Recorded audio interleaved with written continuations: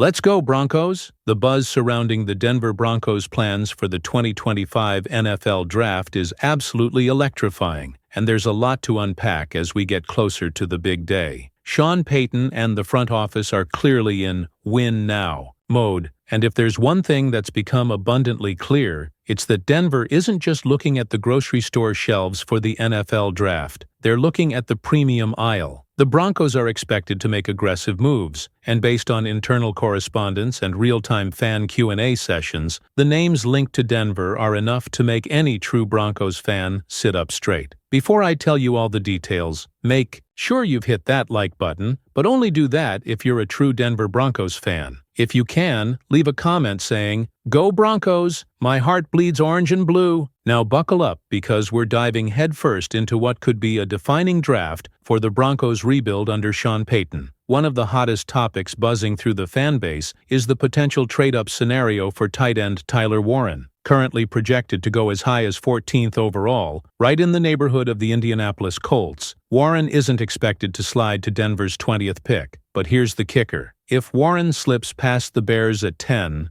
Denver could absolutely strike a deal with Miami at 13. The price? A future first-rounder to jump from 20 to 13. It's steep, no doubt, but Payton and company might be willing to roll the dice for a player they see as a true difference-maker on offense. Now here's where it gets even more interesting. This isn't just about Warren. The buzz includes the possibility of pairing him with running back Quinshon Judkins in the second round and wide receiver Jalen Royals in the third. If that happens, it's a statement that Denver is going all in on offensive firepower. Judkins, with his physical downhill style, could bring a much-needed punch to the backfield. And Royals? That Utah State receiver is the kind of under-the-radar gem that turns into a fan favorite by mid-season. If your team picks him, just tell your friends, "You're going to love this guy." And trust me, you'll sound like a draft guru. Speaking of wide receivers, there's real tension around the future of Courtland Sutton. If Denver spends one of their first two picks on a receiver, especially in the first round, that could spell the end of the Sutton era, or at the very least, delay any extension talks. Now, if a top talent like Luther Burden or Matthew Golden falls into their lap in round 2, Denver might just pull the trigger, even if it means they're rethinking Sutton's long-term role. The vibe from the front office seems to lean toward extending Sutton for 2 to 3 more years, but the draft board might force their hand. But it's not all about sitting back and hoping. There's chatter about a bold trade-up from pick 20 to pick 8, potentially with the Carolina Panthers. Fans are floating the idea of sending this year's first and second rounders, plus a second and third in 2025, in exchange for a top-tier running back prospect like Ashton Jeanty. That's a huge package, but it reflects how highly some scouts view Jeanty, comparing him to a Saquon Barkley or Christian McCaffrey-level game-changer. It's a high-risk, high-reward move. If Denver pulls the trigger, they'd be sending a message that they're building around a core of explosive playmakers. There's also growing interest in Ohio State's defensive tackle Ty Hamilton, who may not have the flash of a round 1 prospect, but brings elite run-stopping ability. He's a likely day 2 or early day 3 target, and given Denver's need to solidify the trenches, he fits like a glove. And let's not ignore wide receiver Luther Burden. While his production was hampered by poor quarterback play, there are questions about his versatility. He thrives in yards-after-catch situations, but hasn't proven he can consistently stretch the field or run a diverse route tree. That's why he's not getting round 1 love from everyone. But let's be real, if he ends up torching defenses in the NFL, folks will look back and realize they misjudged him. Now on to the running back room, which is where things get even more complicated. With Audric Estime entering year 2 and Jaleel McLaughlin still very much in the plans, the Broncos already have 2 promising backs. Add a rookie from this year's draft, and suddenly you've got a crowded house. Michael Burton is also locked in at fullback, which means if they sign a veteran or draft another back, they'll need to make some tough cuts. Fans are divided. Should we give McLaughlin another year, or bring in a new face? One thing's clear. Denver can't afford to swing and miss here. And yes, Tez Johnson's name came up thanks to his connection with Bo Nix. But don't expect Denver to draft him just because of that chemistry. Johnson's combine numbers were underwhelming, and this isn't a feel-good story draft. If the Broncos pick him, it'll be based on tape, not ties. And Mitchell Evans, the Notre Dame tight end, has his believers, especially among Fighting Irish fans. He may not have been as productive as Michael Mayer, but scouts believe his NFL